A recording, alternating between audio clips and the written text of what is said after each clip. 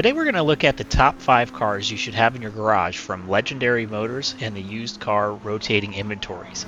But first, I wanted to give an honorable mention to this Audi RS5 DTM race car. This car is great for grinding Sardinia, but with it being sold in Brand Central, it's always going to be available, so there's no real rush to pick it up.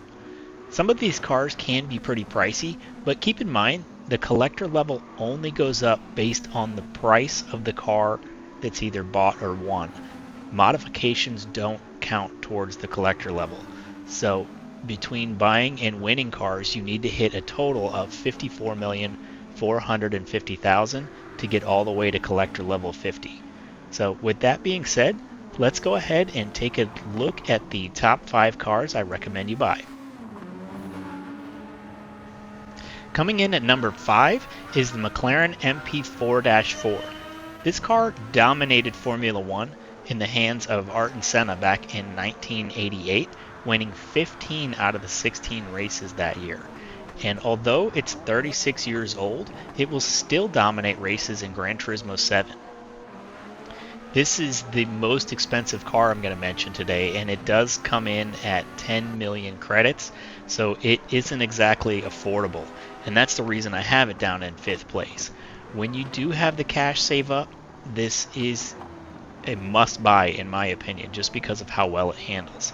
Maxed out, the MP4-4 ends up with 930 performance points, so it can beat up on the 950 Unlimited, the 950 races, the Unlimited classes, and a lot of the prototype races. And once you get confident in the speeds it's capable of carrying through the corners, this car will get you through a lot of trouble. The top speed ends up around 220 miles per hour, so they may even catch you on the straights, but it's very light, and that makes it great on fuel and great on tires as well, so that gives you an advantage for the pit stops as well as the corners. By swapping tires and adding ballast and power restrictors, you can actually detune this thing below 800 performance points as well, which allows it to compete in the World Touring Car 800 races like Spa and Sardinia. The Super Formula cars are not allowed in this race due to their DRS overtake option, so if you want to run with an open wheel car in those races, this is a great choice. The biggest downside other than the price is the fact that it's got no headlights, and that can make using this car difficult in some of the night races, but if you do switch on that driving line, you can get through pretty easily. And 4th place, we have another open wheel F1 car, with this one being the Honda RA272, which is a vintage F1 car. This car was released originally with the VR update and is one of my absolute favorites. I'd personally even like to see it up in the top 2, but it is a little more limited on the races it's useful in compared to the next 3 cars, so we're going to keep it down here in 4th.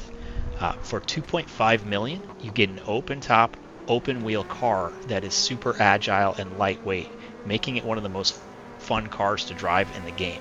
It's most useful against the GT4 cars in the 700 series races and can actually make the grinds exciting. This car has no aerodynamic grip to speak of, so it will dance underneath you, but it's pretty predictable and makes you feel like a driving legend.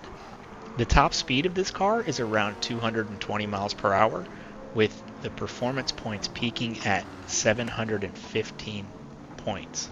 Putting in a fully adjustable manual gearbox and the medium tires will get you under that 700 point limit, and the manual transmission isn't exactly necessary, but if you do have a racing wheel with a clutch pedal and a stick, it adds to the driving experience in this game and really helps with the immersion.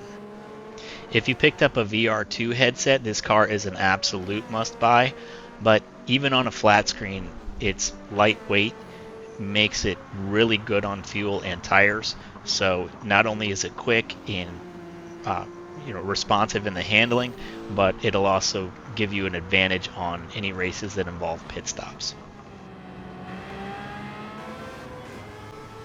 The Mazda 787B comes in at number 3 on our list. This is an incredible race car built by Mazda specifically for Le Mans. The car is worth the cost of entry just for the engine note alone. It's equipped with a Wankel 4-rotor engine and can be found in legendary motors for $3.3 million. This car can actually be built up to 877 performance points, which gives it a top speed of 231 miles per hour, making it the fastest car we're going to be discussing today. The car is great on fuel, and depending on your choice of fuel map and tires, you may be even able to skip the pit stops altogether on some of these endurance races.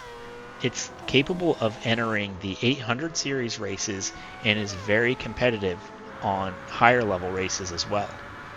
Even though the top speed is higher than the MP4-4, it doesn't move through the corners quite as quickly, so depending on the track, you may want to alter between those two choices when selecting your racing options.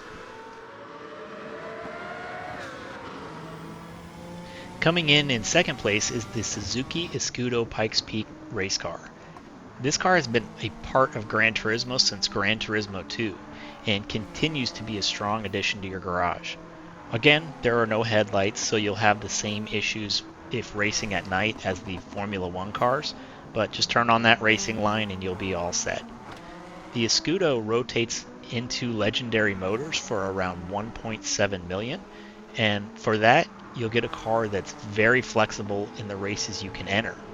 By equipping it with road tires, it can be run all the way down to 600 performance points, and you can race the car at the Tokyo 600 using a wall riding technique. You can also run it at the rally races easily, and you can tune it for either 700 or 800 series races as well. Fully built, the Escudo's performance points hit 818 points, and it'll achieve a top speed of 202 miles per hour. Although the engine in the Escudo is very powerful, it's also very peaky, so you may have a little bit of difficulty keeping it into that maximum power band. So just something to look out for. If you made it this far, I appreciate you watching, and the only thing I ask is that you please subscribe to the channel so you don't miss anything coming up in the future. Plus it helps other people find the channel as well. But let's go ahead and see what's at number 1. The car in first place is by far the cheapest and what I consider my in-game daily driver. It's the Suzuki Cappuccino, which will initially only cost you around 17,700 credits and can be found in the used car inventory. But in order to actually make it the car that you'll want to use for daily grinds and that sort of thing and get the most out of it, you're going to need to install the RX-7 2-rotor motor. And there are 2 ways to get that. The first being through the roulette tickets and just getting lucky, or you'll have to buy one once you hit collector level 50, and that'll cost you an additional 225,000 credits, but it's well worth the money.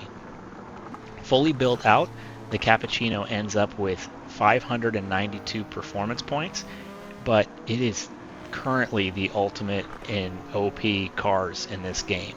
It'll crush the Tokyo 600 with no stress whatsoever, and can even compete with the 800 series races.